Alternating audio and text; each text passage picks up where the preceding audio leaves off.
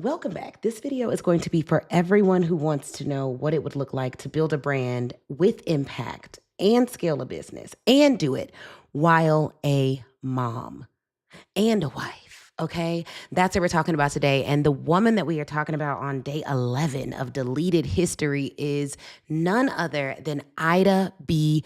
Wells. Ida B. Wells, y'all. If you've heard of her before, drop a yes in the comments. If you've never heard of her before, drop a no in the comments. Now, let's get into it. What would you do if your friends were murdered and the whole country lied about why it happened?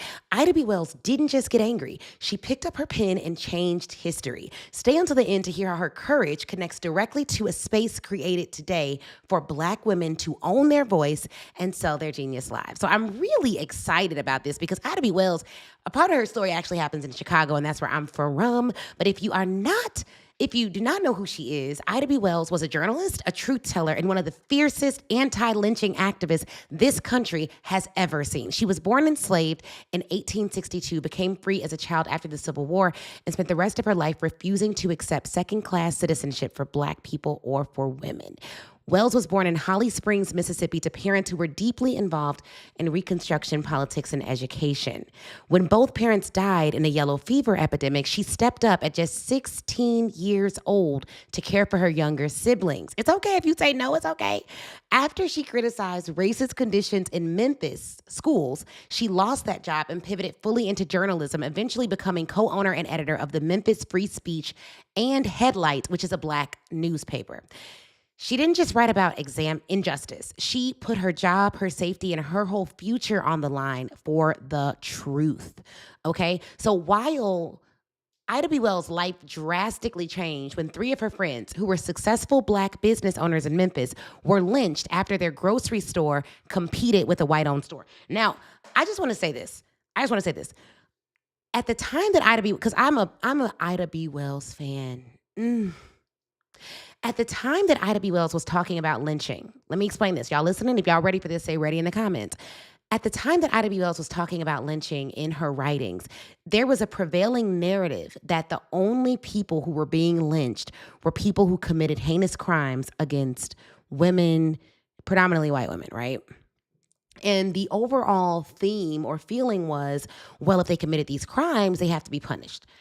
What Ida B. Wells discovered was that was not the only instance in which lynching was being used. And in fact, one of the big reasons why Black men were being lynched was actually because they were outselling white businesses. So she started investigating lynchings across the South, exposing that many had nothing to do with protecting white women and everything to do with punishing Black success, political organizing, or simply refusing to quote unquote know your place. She literally uncovered that people were so scared of Black folks doing well that they were willing to kill to stop it.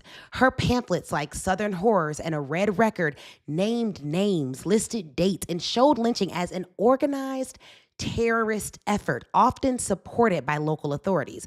Ida wasn't just reporting the news, she was indicting an entire system. She even had to leave Memphis after her newspaper office was attacked and her life was threatened. Y'all, they went into her office where she had her writings, her research, her recordings, and ruined everything. But she kept publishing and took her message to audiences in Britain to shame the United States on the world stage.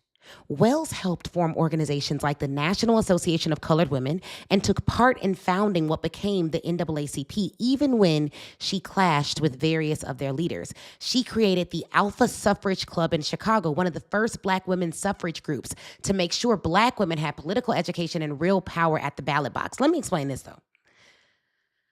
Ida essentially is a great example of what happens when you utilize your voice and your pen to get out your message. She didn't just write about these things for someone else's paper. Eventually, she had to start her own paper. And not only did she write a paper and start a paper and do writing, but she translated it into various languages back then so that people who spoke different languages could actually learn about the issues that were happening in this space. She marched for the vote, organized locally, the Negro Fellowship League, and never stopped pushing for laws against lynching. So fast forward to today. Ida used newspapers, pamphlets, and speeches to move people into action and protect Black lives. Today, Black women are still using their voices on stages, on live streams, and in businesses to challenge bias and build generational wealth. If Ida turned into impact back then, we are now turning ideas into income and influence and impact now. And I want you to know that she risked her life for her words. What are you willing to risk for your movement? The truth is, I believe every Black woman business owner is not just building a business, she is building a movement. And if you look at it like a movement, if you look at it like a mission, you're going to go after it with the vigor that it actually requires to be successful. That's exactly why I'm so excited about Black Women Sales Live, which is a sales conference and event coaching Black women specifically to sell more services, raise their rates, and reach audiences ready to pay them what they're worth. Because here's what I know. In reading Ida's autobiography, there was actually an entrepreneur who criticized her work. But that same entrepreneur, she was able to go to him and get a loan. He was a Black entrepreneur back in the day. I can't remember his name right now, but I feel like his last name was Williams. But he actually helped to fund some of her work.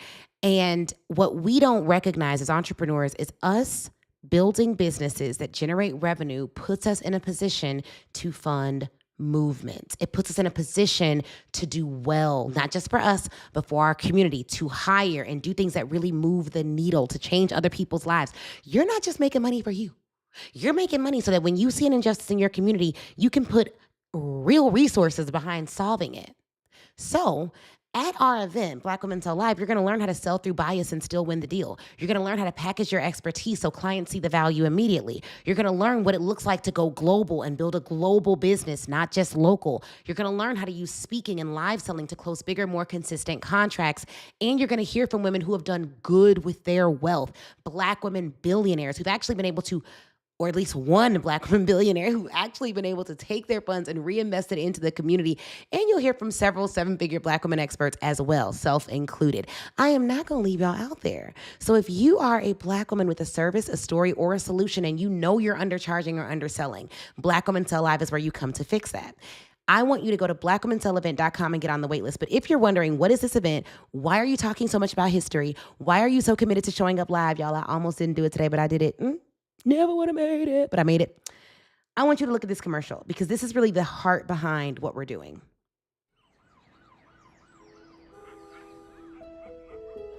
Mary Ellen Pleasant. How did she do it? Oh, I wish I could just screw myself.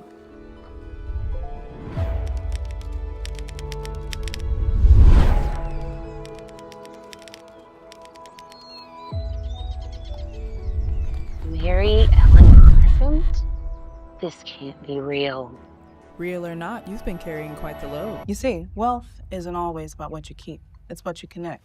Ida B. Well? When I wrote, I didn't just report, I revealed.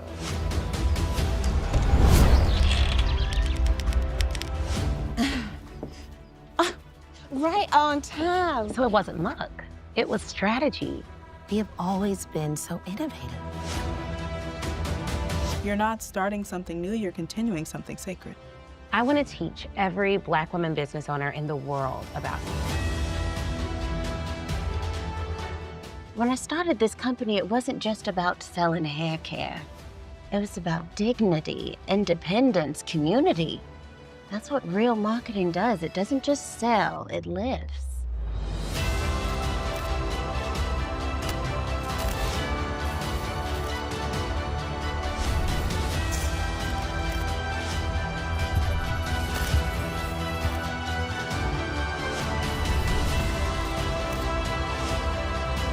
See, a true sale is not made in the pocket, it's made in the heart.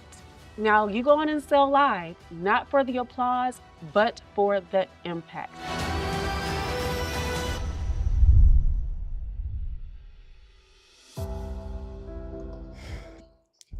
Y'all, I am so incredibly excited about this event. We have been doing this campaign for 11 days, and I am through the roof. But here's the thing. There are 3 big lessons I want you to take from Ida B. Wells that you can implement in your business. Number 1 is this: be fearless. Be fearless. Somebody drop fearless in the comments. Be fearless.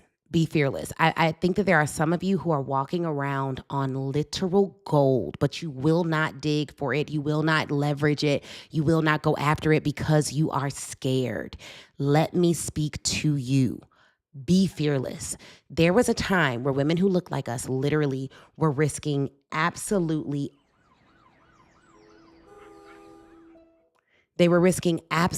everything to grow their businesses, like their lives. We're not in that time right now. So number one, be fearless. Number two, use your pen. You need to have a book. You need to have a book. Hear me on this. You need to have a book. If you already have a book, comment book. If you don't have a book yet, comment not yet. You need to have a book. There are some of you who want to be seen as thought leaders, but you're not writing. You're not writing. So you're not positioning yourself as a thought leader. Y'all better be glad I can't yell right now because I'd be yelling at y'all, but I can't yell right now. You're not writing. Okay? You need to have a book. You need to put your ideas on paper, and you need to not just have a book. You need to then sell your book. You need to have a process by which you sell your book. And some of you are like, well, I have a book, but I don't sell my book. Okay, look, listen to this. Listen to this. Can y'all see my screen? I can't tell if y'all can see my screen.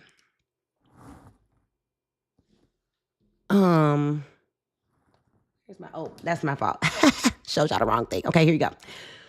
So when you, and we're going to talk about this at Black Women Sell Live, like what does your funnel need to actually look like? What does your funnel need to actually look like?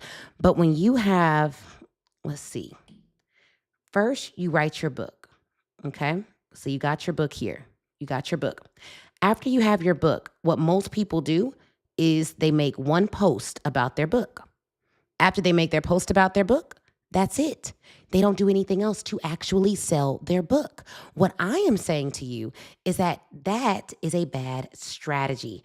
After you actually write your book, and we're going to talk about what that book needs to say, but after you actually write your book, then you need to have what's called a sales funnel for your book. How are you going to sell that book every single day? And there's a couple of ways you can do that, right? So you can actually run ads to your book. You can post about your book every day. You can email about your book every day. But here's the key. When you're a business owner and you write this book, the goal is not to get book sales alone. The goal is for the book itself to do a couple of different things. The first thing you want your book to do is you want it to build authority. Another thing you want your book to do is you want your book to actually sell for you. And then you need to know what is the actual offer coming from the book. If you don't know these things, then you're writing a book in vain. I know people who have like prayer journals and stuff, but they don't do, their business has nothing to do with that. So it's like, what are we writing this book for? The book is a step in your actual funnel. It's not the ultimate offer. And so when you look at, we have so many books, you guys, like this is our released book, publicly released, the Speak Ready Cash book. I have another book called The Law School Hustle. And then I have this book, Millions from the Stage. This is a private client book. So only my private clients get this juicy book right here, but everyone else can get this book. This is a public book. And when you look at this book, if you were to go to the table of contents of this book, which if you don't have this book, you need to comment book on Instagram or comment book and we'll send it to you. Let me see if I can show it to y'all. I don't know if I can show it to you. I may have to read it to you. Table of contents, Chapter 1, developing the mindset of a highly paid speaker. Chapter 2, forming the beliefs needed to pitch a six-figure client. Chapter 3, choosing your audience. Chapter 4, building a six-figure press plan. Our book is based on our framework. So if you look at the paid methodology of selling, press, assembly, invite, delivery, every single part of our book is broken down by those chapters. But also within this book, I can probably open to a page and just scroll. Okay. I'm not going to go too long without me talking about what we actually sell. Come into the academy. Learn from us. Come to our event. You're seeding your offers in your book because the book itself it's just the starting point to the conversation. Thousands of people have read this book, so many thousands. Everyone who's read the book hasn't become a client, but I can tell you this, everyone who's a private client, I think 85% of them have actually read the book first. So what does that tell you? The book is an integral part of getting your message out there. But if you're scared to write your book, or if you write your book but you don't promote your book, it does not do that for you. The truth of the matter is the goal of a business owner is to generate revenue. And there are 3 things that you're going to need as a business owner to generate consistent revenue. So when we think about what are the 3 things you need, number 1, the first thing you're going to need is you're going to need the mindset. And we just talked about that. Be fearless. Number 2, you're going to need an offer. What are you selling? Okay. Once you have an offer, you're going to need an audience. And not just any audience. This is what trips a lot of business owners up. You're going to need an audience that can actually pay you.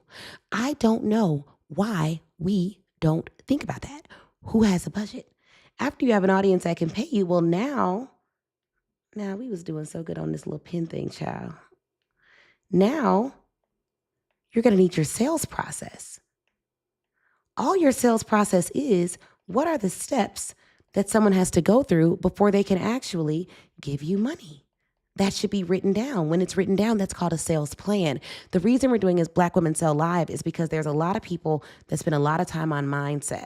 So they'll tell you how to think, they'll tell you how to feel, they'll tell you all of that. Then there's other events you go to and they talk all about audience, which is essentially messaging. What are the words that you are going to say in order to get people to understand what you do, which is a critically important piece. But there's not many conferences that cover all 4, and not from the perspective of, step by step, do this, which we handle, but from the perspective of, what did other successful women from the 1800s and how did they build $1 million companies at a time some of them where women couldn't vote? And if they could do that, I should be able to do this.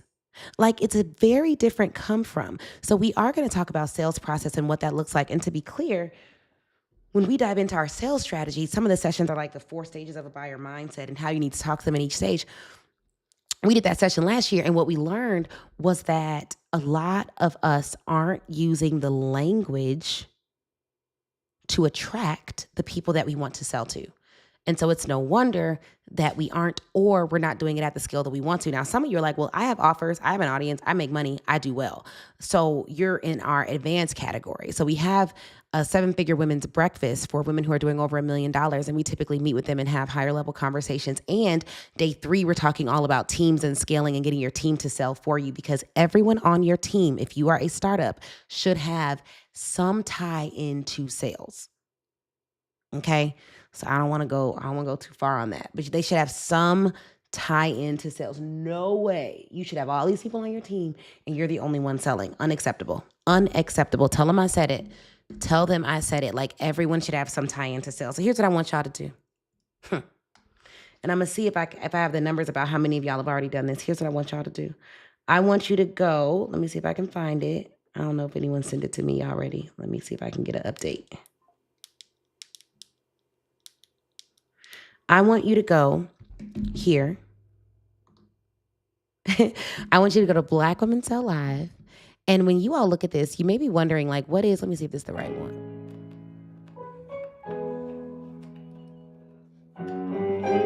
Yeah. Okay. So I want you to go blackwomensellive.com. This is actually our event last year. I'll show you guys that in a minute. But you're going to go here and you're going to join the waitlist. Join the waitlist for whatever ticket type you believe you want. If you're not sure, just join the general waitlist. And then you're going to have a chance to get off the waitlist early to make sure you get a ticket. They get access before anyone else. And the first 100 people to get tickets will do a pre-event coaching call with me, where I'm going to help you make your ticket money back, like, before the event even happens. That's at least the goal. I can't make guarantees. You can't make promises and guarantees and stuff. But, like, no guarantee, right?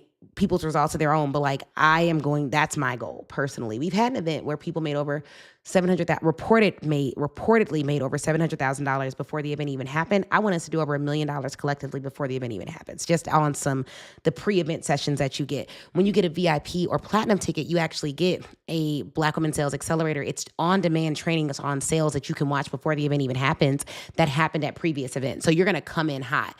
But I want you all to really see our recap of the event so you can get a feel of the vibe. And you all are going to have to let me know whether you can hear this. Let me know if I play this, if you can actually hear this video. Let's see.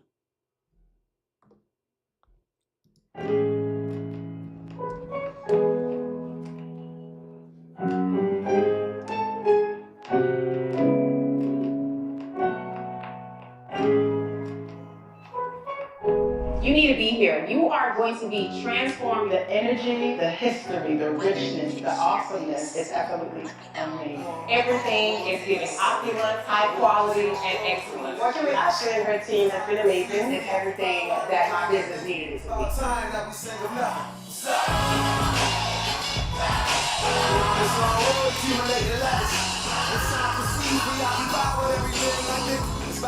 How do I?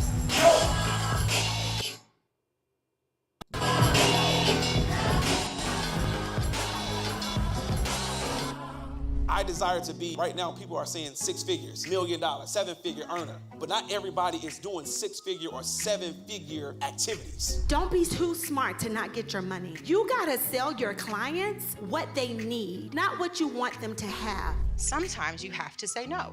You have to get comfortable saying no. Because if we accept those opportunities that are not aligned with what we want, then we don't get to what we want. In order to really build, sometimes you gotta go back to the foundation. The foundation of some of the things that we learned, they were good for a certain time, but they're not good for such a time as this. Confidence comes from past experiences, and I want you to document that as well as what it gives you the right to say about yourself. I want you to commit like a young lady who says she ain't never given up on love. I don't care how many marriages under her belt and how many divorces. I want you to commit. When we talk about being a strong woman, we mix that up with thinking we can do this all by ourselves. We should not forsake the assembling of each other.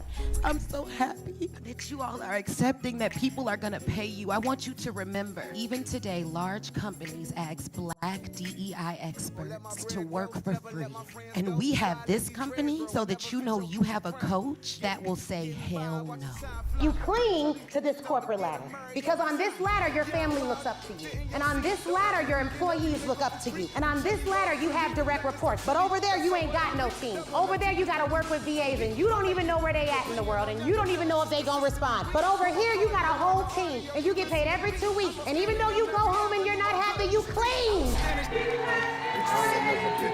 Chris and Ashley, thank you. Honestly, I came here empty and just even in one day have been like overflow with just the amount of information, the amount of support, the amount of love. Thank you for not giving up on me. Thank you for the support that you've given me. I am happy to continue to move forward with the program and I look forward to the next coming year.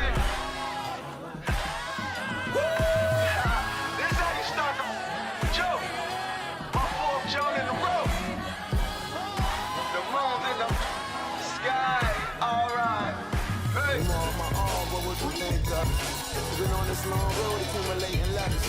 It's time to proceed, preoccupied with everything. I think it's about time that we sing of nothing. Stop. Been on this long road accumulating letters. It's time to proceed, preoccupied with everything. I think it's about time that I sing of nothing. Go. Been on this long road accumulating letters. It's time to proceed, preoccupied with everything. I think it's about time that I sing of nothing. Go. Been on this long road, accumulating letters.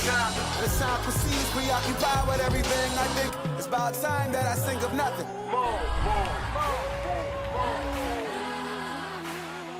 Welcome home. Okay, welcome home. Welcome to an incredible community. We are just getting started, y'all. We are gonna have an incredible, incredible, incredible year.